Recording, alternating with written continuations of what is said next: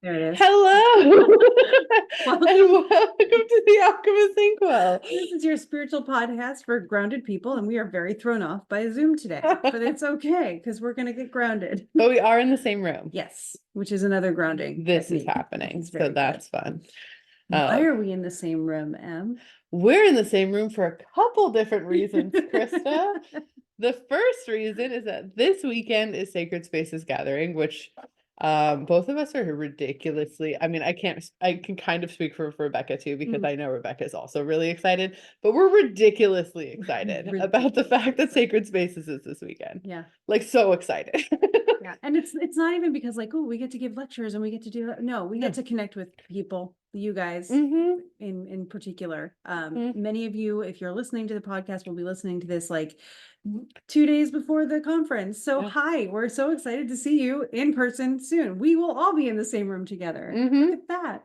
We will. It will Yeah. be good. All good things. Yeah, honestly, I'm so excited. I'm just excited to get to feel the energy of the space. And we have really fun things. We kind of had to change a couple things kind of a little last minute, but it's making it cooler. And I love that.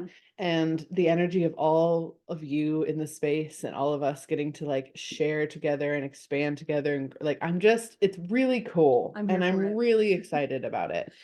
It's going to be amazing and so fun. And we got to the other reason we're here together is this past weekend, we had a Forgotten Storytellers retreat out here in Richmond, where Krista lives. Yes. And it was also really cool. And the experience of that was already really neat. So bringing that energy and moving that energy into this coming weekend is just, it's gonna be magic as heck. It's gonna be so fun. Yeah, to be able to talk to the storytellers between, because I know they're still somewhere around here, right? And be like, yeah, this is when you can consecrate that super secret special gift we gave you. It's really fun. Yeah. Also, hi Annie. I hope it's going well. See you this weekend. Yeah, it was really cool. We also stayed in this house out here that was, it was very spooky. It was very cool, but it was very spooky. Intentionally and unintentionally spooky. Yeah. Intentionally spooky. They tried to make it intentionally spooky and it was really cool decor. And then unintentionally spooky, it was old and there were a lot of ghosts and other such beings. So that was an interesting experience as well. So it's just been a cool, magical couple days. And it's going to be an incredibly magical week. I'm so excited. Yeah. I'm not even, the cool thing, and this is a credit to all of the people who are coming, because your energy is already with us. And I'm not scared or nervous. No. I'm not afraid of, the whole like heckling issue or people causing problems. The people who are coming to this conference, all of you are incredible. We can already feel it. We already sense the amazing energy that's going to be there. And I'm grateful for that. This is just going to be fun. No, I fully agree. I fully agree with that too. Because last night, yes, we were recording this on like the Wednesday before it releases, but last night I spent a whole bunch of time actually like writing down my speech. And usually I'm like, that's when the nerves start to happen when I do speaking things. So I'm like, okay, now it's time to kind of be nervous. Like, this is actually something you're doing. Nope. And I will tell you all, Em rehashed some of it to me this morning. It is an amazing, not to be missed talk, which I think all of them are going to be this weekend. I do too. I mean, I've also know a bunch about yours, and I think it's also incredible, and Rebecca's, which is also incredible. So we're really excited. And just so you guys know, if you cannot attend in person, because we understand it is short notice to travel out here to Richmond, you can attend digitally. So even if you don't want to attend digitally in like real time, if you're like, I can't devote all weekend to watching things in real time, if you purchase a digital ticket, you will get all of the keynote speeches as well as the Phasma box files that go with the keynote speeches sent directly to you after the conference closes, probably in the next week or two. We have to take some time to like doctor them up and make them function and all of that, but you can absolutely get those as well. So even if you can't fully attend digitally all weekend, if you're like, oh, I'm busy, I can't just watch, you will get recordings. So there is digital tickets still available. By all means, go for it. Yeah. Hang out. Because honestly, I think it's going to be, whenever you gather a whole bunch of people that are on the same wavelength together in this kind of capacity, the magic that comes out of that is honestly just mind blowing. It's so much and it's so cool. And I don't think the museum knows what's coming. I know. The poor They're museum really- ghosts are gonna be like, the fuck is going on?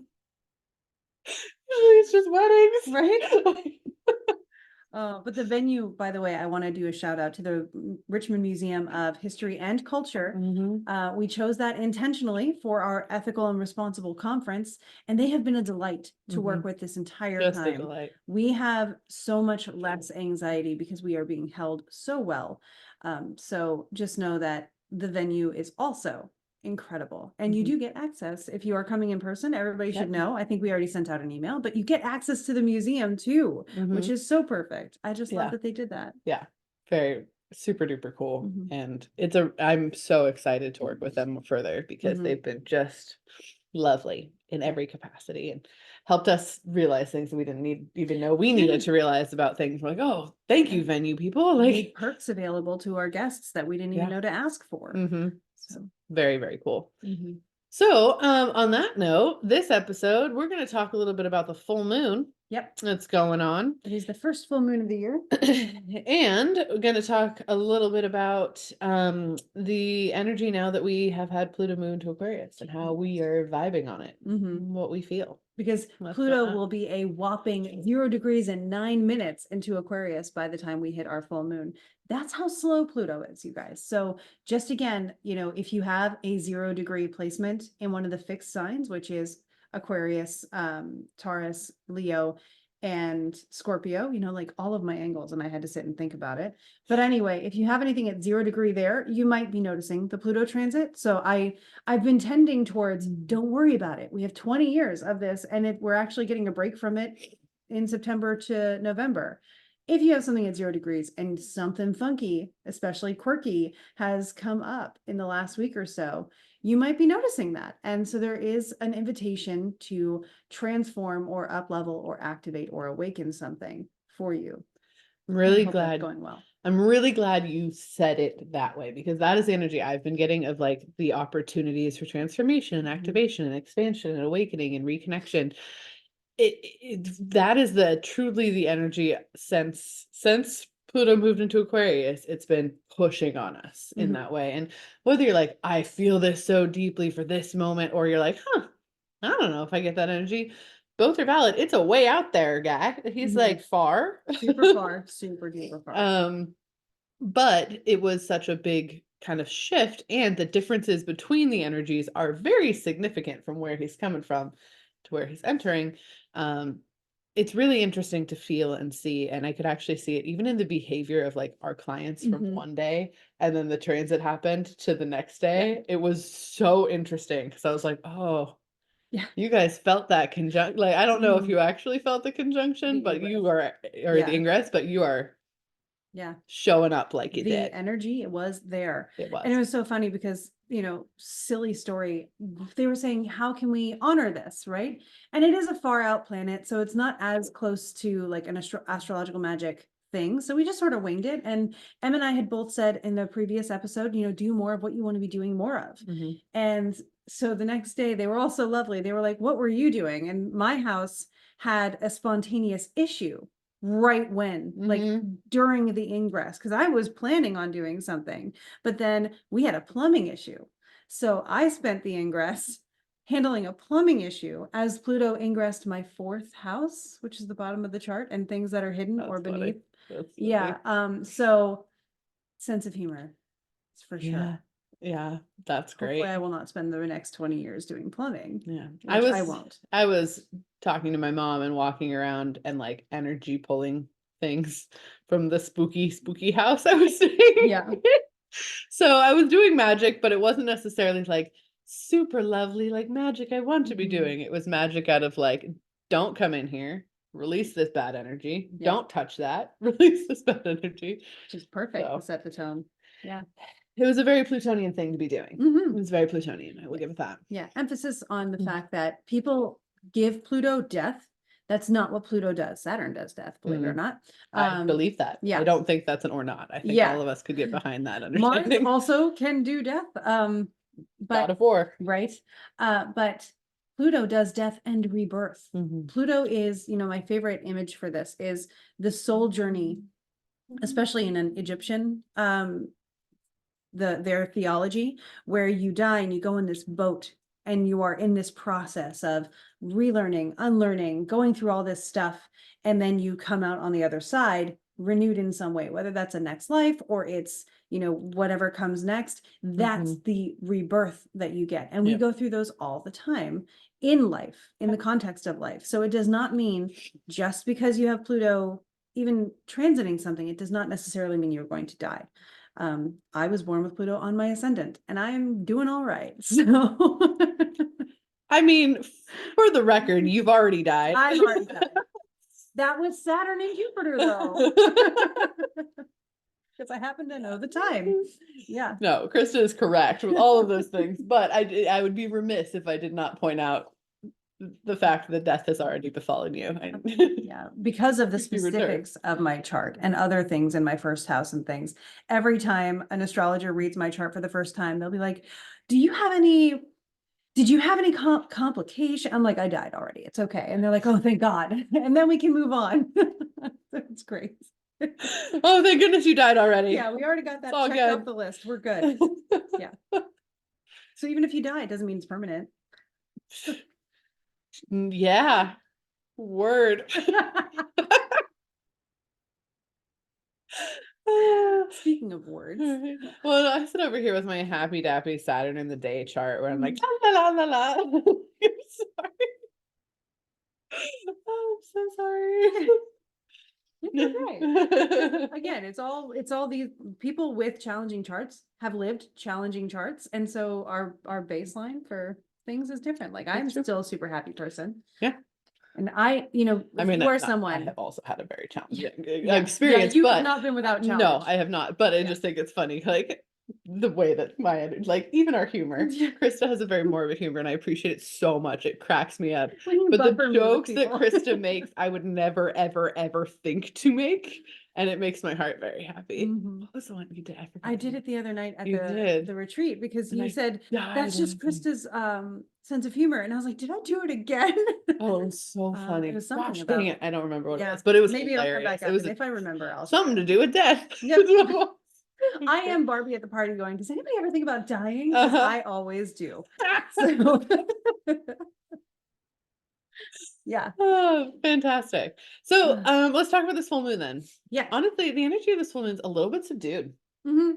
It's the first full moon of the year, and it might be feeling subdued, like even though it's in Leo, which everybody's like, oh, it's the sun sign and it's full, amazing. If it's in the sun sign and it's a full moon, which means it's opposite the sun, then the sun is opposite the sun sign. The sun is in detriment. So even though the sun is saying, here, have all this light, moon, it's saying like, take it, but like I also need to go over here and breathe really quick. So it's the sun not being able to thrive as well as the sun would like to thrive, doesn't have all the resources it would need, and it's also extending those resources to the moon. I was gonna say it's funny that you said it in the way that you just did, because to me it feels like this moon is kind of like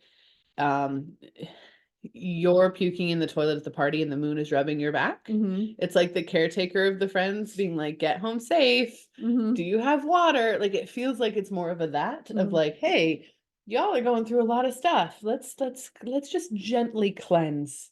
Let's gently release. We'll go to a spa day to get rid of all of the things clogging your pores instead of like shed those limiting beliefs. Like sometimes it is. It doesn't feel that way to me with this one. Yeah, it's not. It's more of the like, what do you know you're good at? And how can you just let yourself be good at it? How can you let yourself feel expressive? Leo is miscredited sometimes as being cocky and arrogant and overconfident and boisterous and whatever. Leo is confident with leadership skills because Leo cares, because Leo wants to be a good leader. This is good leadership, which not a lot of us have been exposed to. So look to Leo for the heart-led leadership. That's what Leo's about. Leo loves the heart. Leo loves compassion, loves joy, exuberance, expression. It's those kinds of things. When you are being your fullest self, you become the best leader you can be. So my dog is a Leo. Chris just met my dog. Your dog is one of the best people I've ever met in my life. It's fair. He is one of the best people I've ever met too. But as far as like the best example I have of that exact concept that you're talking about when we're on a hike, he only hikes. He'll maybe go off the trail a little bit and like look around, but he will hike 3 to 4 feet in front of us the entire time and check on us the entire time, being like, what you doing? This is his favorite thing to do. He wants to hike, he wants to swim, but he'll still be like, are you good? Are we good? All right, we're good. I'll lead us up the trail further. Which way are we going? I'll sit here. There's a cross in the path. I'll sit here and wait until I know which path I'm going down. That's his vibe. And animals are always the most evolved of the sign that they're in, like of their sun sign that can be for the most part. So absolutely. that's evolved Leo. Which explains so much about Zelda. But anyway, Zelda's not a Leo. She is a Virgo. She's right there. She is extremely Virgo. But one of the ways I also like to explain Leo is that they are the sun, right? So the sun fills up the dark places with light. It goes in first and sets the tone, sets the example, and shows you that there's nothing to be afraid of because it can light up the dark corners. So to all you Leos out there, we see you.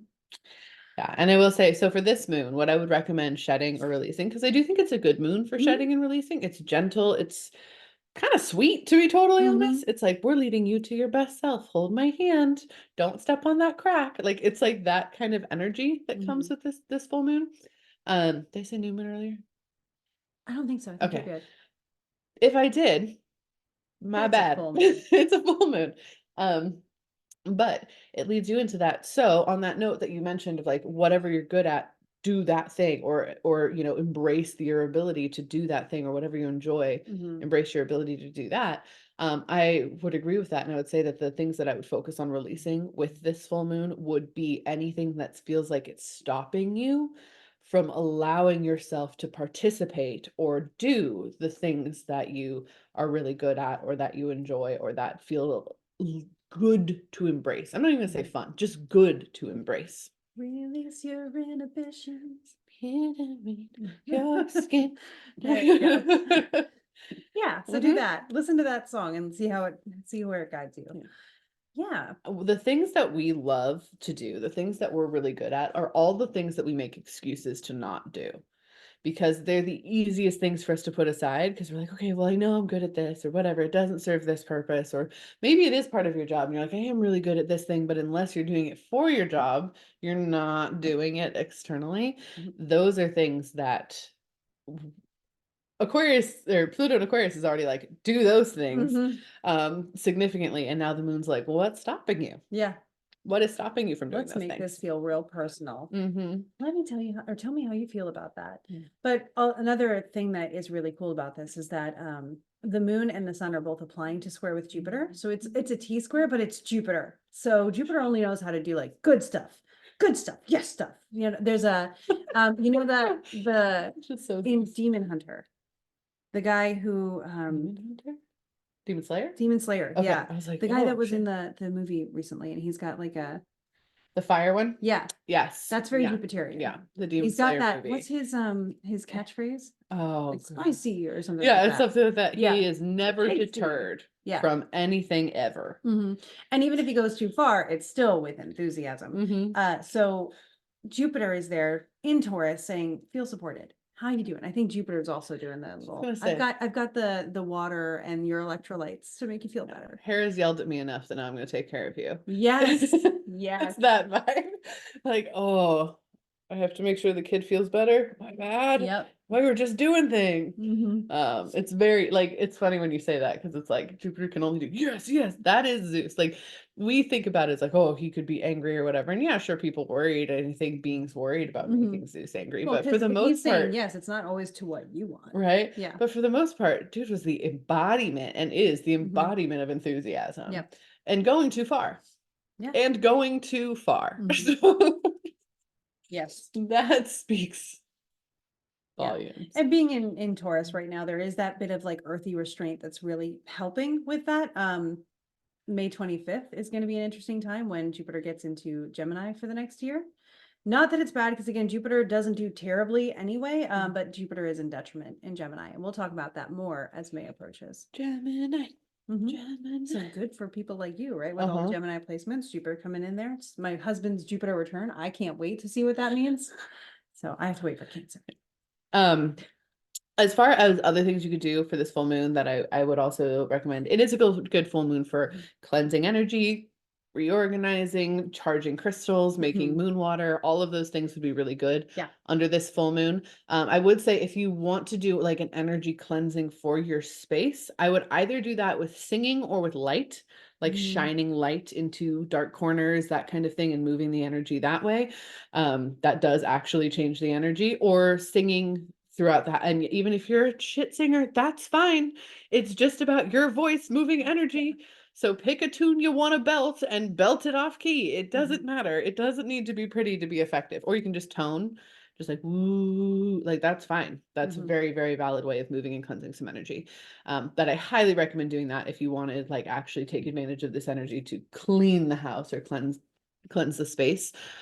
Both light and sound, as far as in singing capacity, are gentle cleansings, which is really capitalizing on this energy.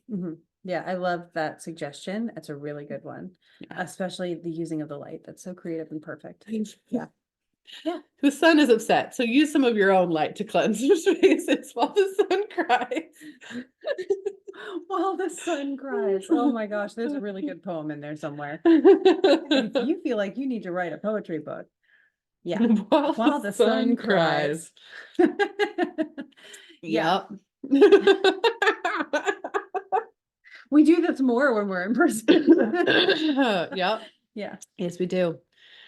Cool. Well, it's also a bookend episode because the end of January is upon us, which makes me want to throw up a little bit. I'm not gonna lie. 2024 is already putting one in the bag. Holy dang. I need to do some taxes. Feels like it's been 6 months of 2024 already. I know. It's been busy. It has been really, really busy. And we were just talking about it, and we travel for Trova again in a month and a half. Yeah, a month. February is the only month that I don't have travel for like the rest of the year. I think it's like a month and a week too. Like it's not a lot of time. And we were both just like, oh, see you soon. Shit. Like we're gonna do stuff. Like, okay, I guess that's happening now. Which I'm stoked about it, but also just like, whoa, okay, like this is a now thing. And that's kind of mind bending how fast the time is going. Well, it was kind of rough to change my name using the Mars Cazimi, which was perfect. And then to have a Mercury retrograde happen right after that and kick you in the teeth. I need it. I do have confirmation that my passport has been received and should be back on its way to me. Good. Which is the one thing I need to make sure of. So I will be in Egypt, you guys. Yay. Yes. Yeah. By the way, just want to address that really quick. We are traveling to Egypt. We have spoken to not only our trip coordinators, but the people on the ground in Egypt that run these trips. More than once. We have more than once. We have had meetings with them and communicated with them directly in order to make sure not only is this trip safe for all of us and all of the travelers that are going with us, which we are very, very confident that it is at this point. Of course, anything can change in the next month, and we understand that, but at this point, everything is very, very safe as in regards to Egypt. But also to make sure that we are not negatively impacting what is going on in that area of the world, because we did not want to come in, and we were very conscientious about this. We did not want to come in to Egypt with what is going on in Gaza and the harm that is being perpetrated there, and to take up resources from refugees, or, you know, inhibit the ability of anyone in Egypt to get the things that they need, or to have their demonstrations seen, or whatever. And unfortunately, the poor Egyptian people are like, we're first of all, Cairo, etc., is hundreds and hundreds and hundreds and hundreds of miles away from the Israeli border. The country is much larger than most of the time we think of it as being. And second of all, they are so desperate for tourist dollars. And the fact that this other country is committing genocide is harming their people so deeply that the tour operator was like, listen, of course we want you to be safe and we'll guarantee your safety, but also like, we really need people here. Like it's so desperate for us to get here that you coming will help us get resources. So much of their economy. When I was there in 2019, they were still recovering from the Arab Spring. Yeah. And still talking about how like we almost got our economy back up because people are feeling safe to travel there again. Right. So And they just opened that brand new museum too. I know. The brand new Egyptian Cairo. museum in Cairo. Yeah.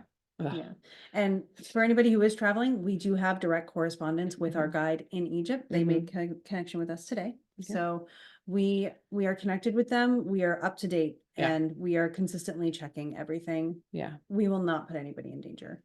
No, not at all. But just so everyone knows, because we've been like Mhm. so excited for this Egypt trip, and then everything happened. And in December, we were like, okay, what are we going to do? And what plans are we going to make? And is this something that is actually aligned with us, or should we postpone, or those types of Mhm. things? And so we've been working really diligently at that, but we haven't been speaking a ton about it online and in those spaces, because we understand that a lot of people aren't going to fully understand the level of diligence and commitment that we've talked about. Mhm. But here on this platform, of course, we're going to speak about it, and share stories about it, and all of those different things. But truly, it's I'm glad we are going to support the Egyptian people, and as long as everything stays up in the up and up, as Mhm. far as like Egypt as a country, which currently it's fine, it's good. Yeah, that's kind of where we're at. Yeah. Good. Mhm. Cool. Yeah, so just to touch on that too, since that is where we are going in March. But every time we channel into the energy, it's like, no, you're fine, go. Mhm. And it's like, all right. Yeah. And then let's even go. looking at the headlines this week, Mhm. I'm hopeful. I'm Yeah, hopeful. It's still not pretty. no, It's not like, it's very it's bad. not heart filling, but I'm hopeful. So Yeah, ceasefire now. Let's Mhm. just all please, please. ceasefire now, please. Yeah. Anyway, so it's a bookend. Let's talk Mhm. about the books we read this Let's month. talk about the book. So I'm still reading Way of Kings. I'm almost done. You I should be close? like done tomorrow. Oh, good. I want to hear about it. I Um, bet I'll be here. Oh my goodness. Yeah. I'm so, and the problem is like, it is Brandon Sanderson, so it is brilliantly written. Mhm. The story is getting very established because it's a giant world. It's And so I spent the last 1,100 and some pages establishing this world, but also thinking about how Emily Wilde's second book is coming out. And now it's out. And I'm just like, I got to finish this because I need to read Emily Wilde, which I will be doing next week. And I will probably read that in like a day because I'm going to I'm trying to give myself like a week after the conference to decompress. And I will just be in that book hanging with Em and Wendell. So that's where you can find me. Um, that's my plans. Yeah. Yeah, fair, very fair. Oh, also, I was reading in the book club this month. We read the first Alchemists, and I want to give a shout out to all the book club members. Thank you. It's Magnet. I was trying to All the think book club members that read this. It's by Tobias Churton. It is incredibly dense, and they did it. And they have been engaging with the conversation and with the discussion points, and they are like bringing things to the table. I cannot wait to share our live call with all of you because I have a feeling that with this one, we are going to be learning so much from each other, which is going to be great. And I always look forward to that. And then aside from that, I've been going into a lot of Ptolemy to learn some mundane astrology. Fun. Yeah. Very fun. So not as prolific this month because Way of Kings. Let's see. What did I read? I read some stuff. What did I read? Hold on. Oh, I read A Psalm for the Wild Built. I want to Um, read that one because you made it seem really It was, so first of all, it was a novella, and it was really, really good. It was really, really good. I will say it's one of those, I would say, kind of comparing it to like the Alchemists level style things of like the Alchemist by Paulo Coelho, because it is very cerebral. It's very much thinking about the universe. It is hope. What's it called? Hopecore, or what's Hopecore. I think I haven't heard there's about this. something. Oh gosh, it's a good future. It's a good future. Oh, What is it yeah. called?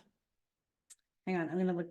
So for all of you who can see me looking at my phone, it's because Rebecca just let us know she's on her way, and I needed to celebrate. The picture that they said is great. I'm gonna look it up and see if it is Hopecore. What is it Fantasy. called? I Anyway, don't know what it is, but I it's need not. It's to. science fiction, and it's like instead of dystopia, it's like it's a good thing. Basically what happened, Hopecore. it is Hopecore. Mhm. Okay, it's Hopecore. And More of it is truly Hopecore high vibe fiction. And there is a second novella too. I took a break until I needed to read it, basically, is what I figured. But basically, way back in the history of this moon, because they're on a moon, all of the robots gained sentience and decided to leave. And instead of being fucking assholes, the people honored that, and they dedicated spaces to the wilds, which is where the robots went. So people basically aren't allowed to really go to or build in half of the planet. The humans are put basically, to build cities and to live on their parts of the planet. so that everything can live in harmony and balance. And even the architecture is made out of like naturally occurring substances that rebuild themselves continuously. Everything is solar powered, everything is all natural, and their religious system is really, really beautiful. So the main character is a non-binary tea monk named Dex. They go by sibling Dex because they are non-binary. And a tea monk is a person who travels from town to town and sets up basically a mobile tea shop for people to come to talk to them about whatever they're struggling with. And then get to have some tea and then go back and go out about their day.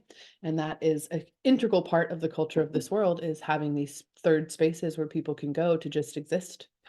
Boy, that sounds nice. I know. Where you go and you just tell the monk, like, this is what's been going on with me. I just need to sit. And the monk gives you exactly the tea blend you need to feel better.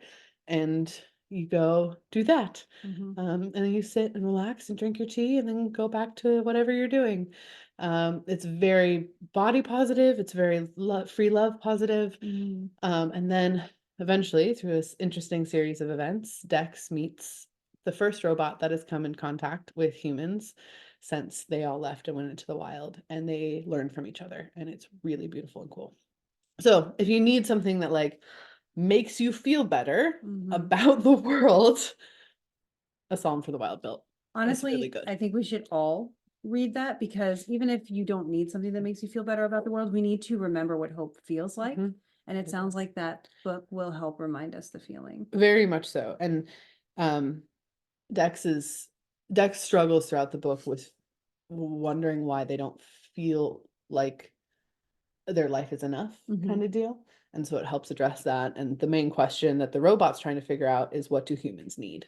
And yeah. Does that get answered in the book? It does. Good. Kind Love, of. isn't it? Sort of. Good. Everybody read it, because we're all gonna have to find out together. Yeah. It's I mean, there's open to interpretation, but I think I'll tell you about it. I don't want to spoil it for everybody. Cool. I'll tell you, because you'll get the same vibe off of it that I got.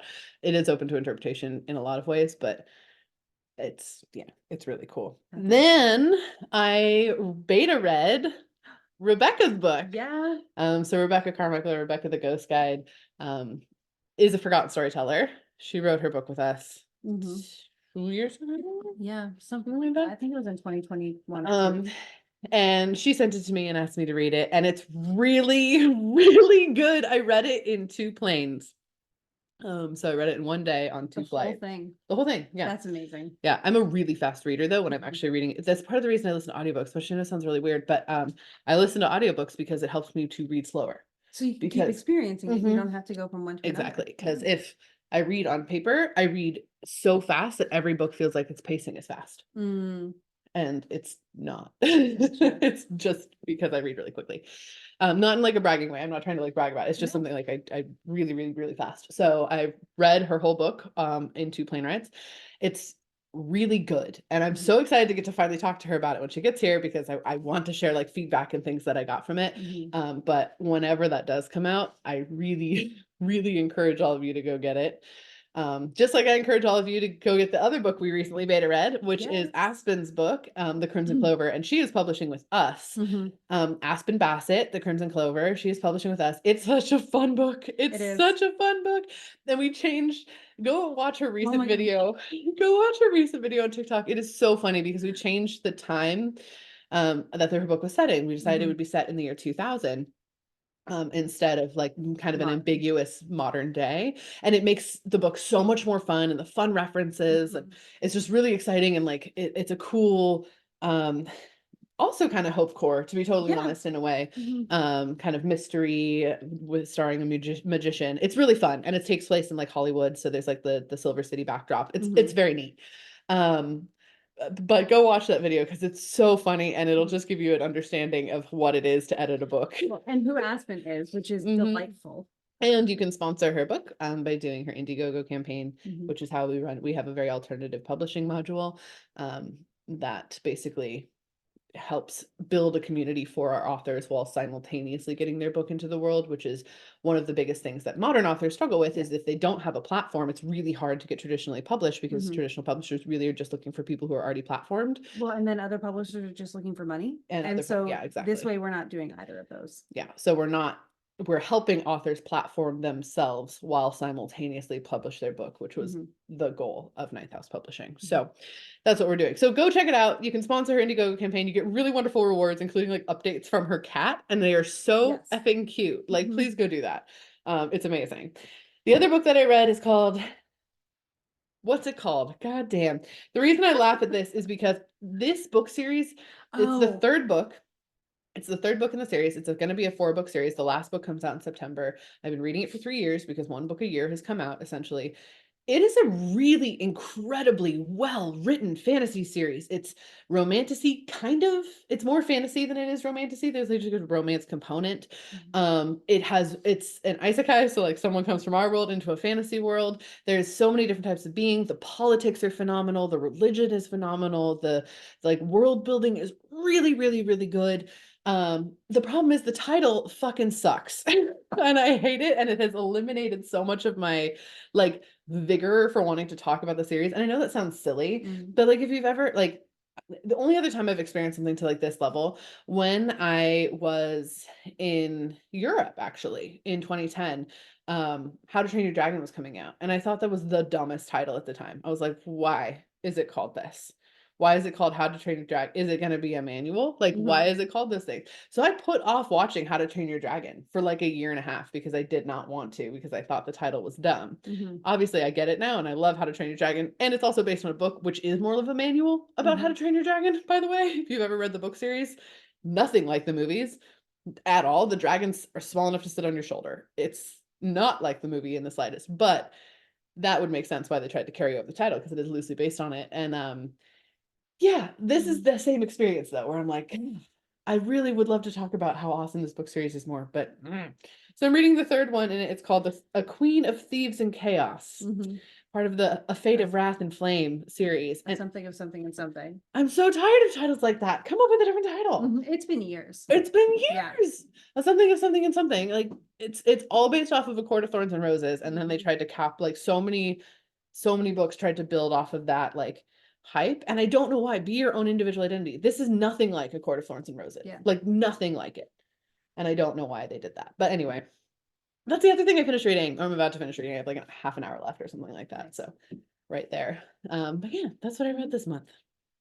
Amazing. I would say it was a good reading month. Yeah, it's a good sounds month like it. of the year. Yeah. I'm about it. Aren't your Januaries usually a little bit sadder? Is that's your Aries seasons? That's my April. Yeah. My April is always a doozy.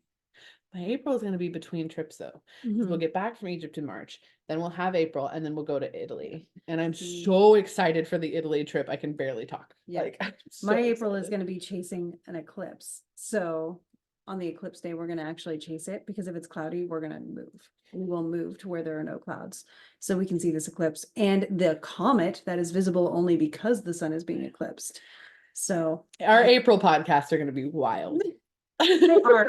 I'm already studying the charts, because again, Aries season would begin the quality of the year. So technically we're still in the 2023 quality of the year, and it shows. But also I will